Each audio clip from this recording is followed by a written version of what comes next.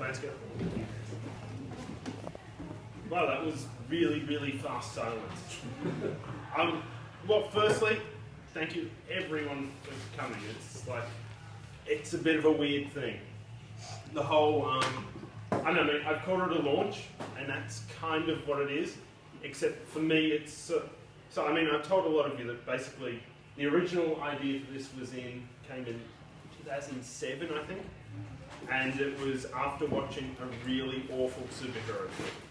And I can't remember which one it was, but just think back to that era and you'll get some idea of what, sorry guys, and you'll get some idea of what they had back then. I don't think they may not have improved, I'm not really sure. But it kind of started that way. So to me it's sort of, I don't know, it's sort of less about a launch and more about like the end of a very, very long era for me. So the whole thing actually, let's see, it started in 2007, but I didn't actually start writing in 2010. And so I wrote that, let's see, I wrote the first chapter, I wrote the map for the first chapter in, let's see, it was, I was on a couch, I was in Montreal, and I just moved my entire belongings from Vancouver to Montreal. And I was sleeping on my friend's couch, and because of the time zones, and because I never sleep, then I couldn't sleep then either. And so suddenly I just sprung up and I dug out my notepad and I just sort of mapped out the whole thing. So it's kind of customary that you do a reading of these sort of things. So I'm going to do that. But actually, I don't know if the left and right arrows are working. But okay, so can you press the left arrow and see what it does? Oh, sorry, right. All right. So this was the initial first thing that I wrote. Obviously, it's a better photo. It wasn't dark. That's a moleskin. That's a damn moleskin. That was the initial thing that I wrote at like midnight on a Montreal couch. And so the weird part about it is mostly that's the same as what ended up on the first chapter. Which, I don't know if that's good or bad, actually. I haven't read the first chapter yet. It was probably a mistake. It was a kind of a weird thing where you start... I didn't know how to write a novel when I started writing it. All I had was this idea, and so I took the approach of, I like to know how things work. So I just sort of looked at how the hell, in the same way you would build a house, you sort of look, okay, how the hell would I write it? So I ended up spending about 6 weeks plotting the damn thing, which seemed like a good idea at the time, until I realised about, well, let's say I think about 2 drafts in, that what I'd actually plotted made no sense of what my characters were actually doing. So then I had to rewrite the whole thing. I think there were about 7.5 drafts, and each one had about 10 iterations on top of that. Now, it doesn't make it any good. I want to point that out right now. I mean, that's kind of the weird thing. Yes, I know, Josh. Preamble. I didn't say it. That's kind of the weird thing in that once you write something like this, it doesn't really belong to you anymore. It belongs to everyone who reads it. And whatever they see it as, that's going to be what it will be to them. So whatever you end up reading, if you end up downloading, that's fantastic. If you don't, that's okay as well. But if you do, and you like it, well, that's great. I'm really, really pleased. But if you don't, that's all right as well. Enjoy. So anyway, I'm not saying you should, but you could. That'd be nice. Everyone download it now. You've all got iPhones. Do it now. All right. So I'm going to do a quick reading, and you put the next one again. All right. So this starts.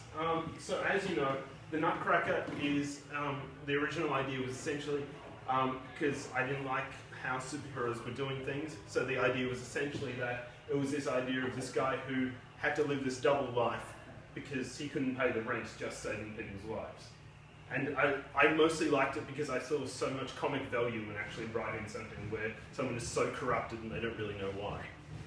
So this starts with that first line there, and I can actually pick up the same thing from here. By the way, you can buy it from Amazon. Whatever country you're in, it's fine.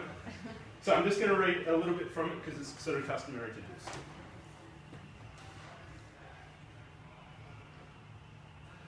Outside, the hands of Big Ben read 9:05.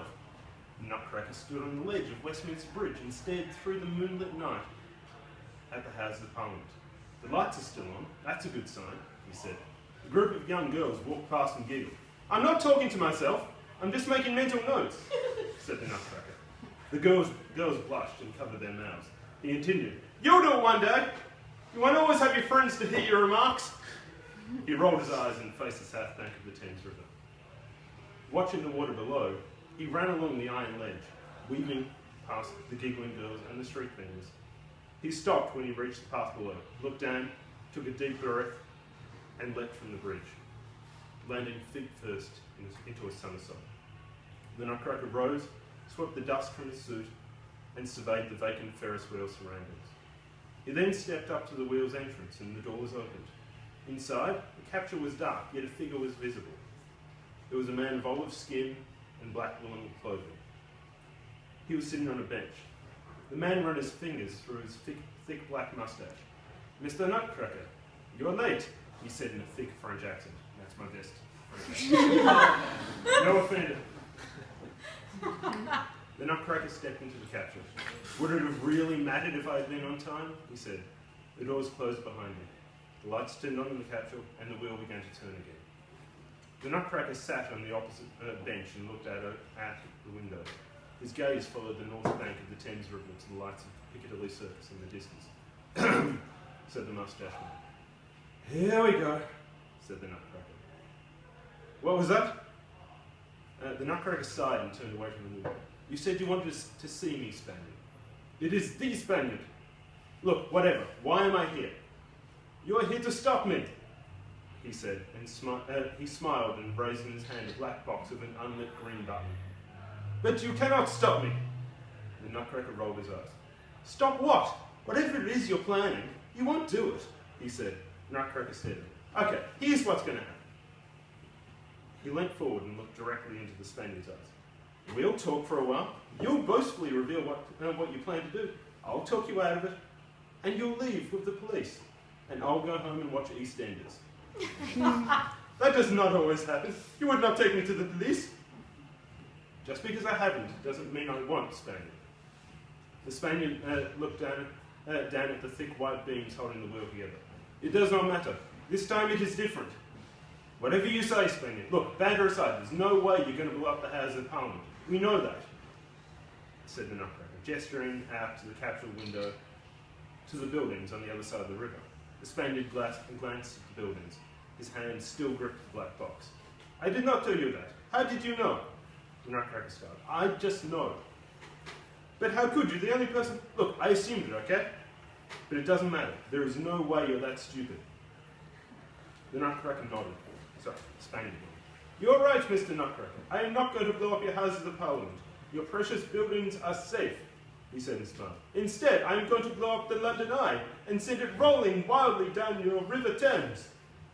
The Nutcracker looked down at the calm river, its current barely moving the debris on the surface. Hang on, he said and turned back to the Spaniard. Did you just say you're going to blow up the London Eye? Very good, Mr. Nutcracker. I am glad you're paying attention. I don't know what that accent is now. The Nutcracker looked out the window at the wheel steel frame constructed. But Spaniard, we're in the London Eye, as in right this second. The Spaniard gestured around the castle. Yes, correct, as before, he said and grinned. You're getting very good at this. I'm stopping with the answer. The Nutcracker took a deep breath. Listen carefully, Spaniard. I repeat, we're not outside the London Eye, he said. We're inside the London Eye. The Spaniard looked at the water below and frowned. The Nutcracker leant backwards. His cowl touched the glass floor behind him. Well, this has got interesting, hasn't it? He said and smiled. It's certainly a new one for me, being stuck inside the thing that's about to be blown up and standing next to the idiot holding the detonator. But since the explosion won't hurt me, what was your plan to blow yourself up? The Spaniard looked at the black box in his hand. In answer to your original assumption, you are right. My plan was to blow up your Houses of Parliament. he said and glanced at the buildings on the other side of the river.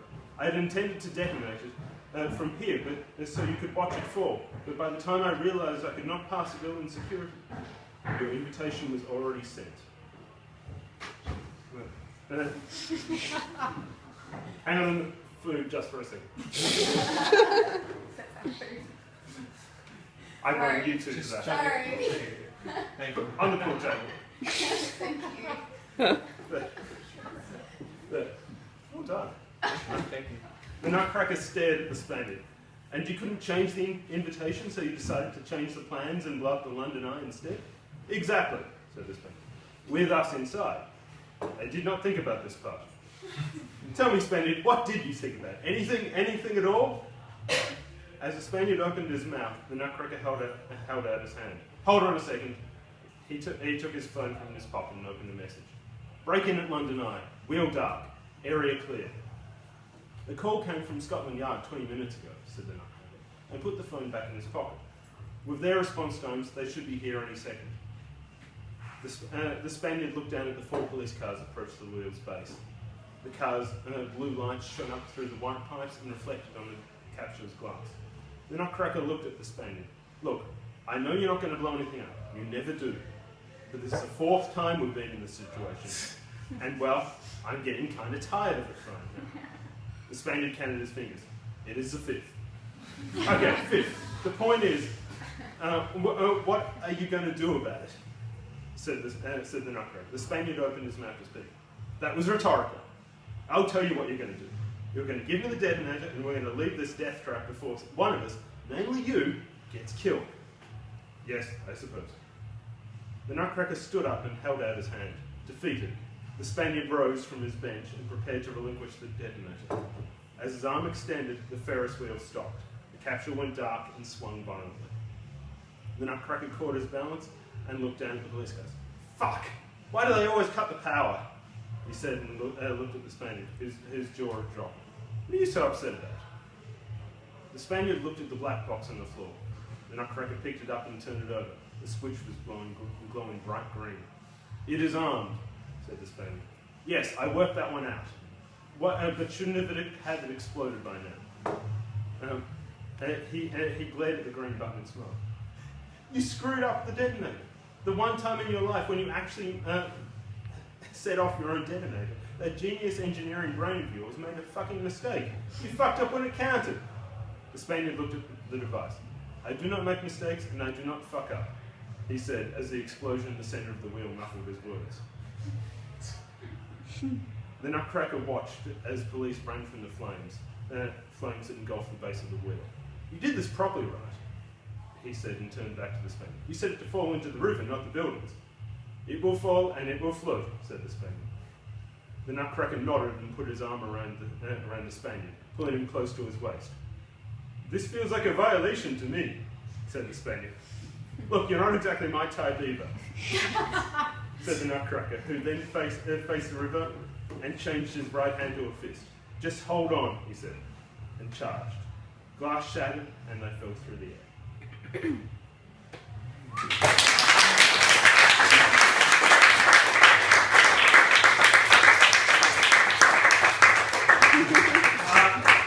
Thank you for enduring that.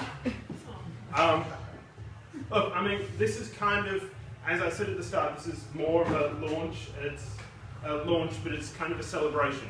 Because the thing is, I mean, I guess art needs friends. None of this just happens. I mean, you know, you strive. I mean, it's a very solitary act to go and write something like that. Sure, you've always got people, but it's very solitary. But none of this happens unless, well, without people like you. None of this happens without the people who, you know, the people who let me sleep on their couch, or the people who bought me beers while I was broke, or everyone in between. So this night is really about you. Thank you all so much for coming. It's been an absolute pleasure.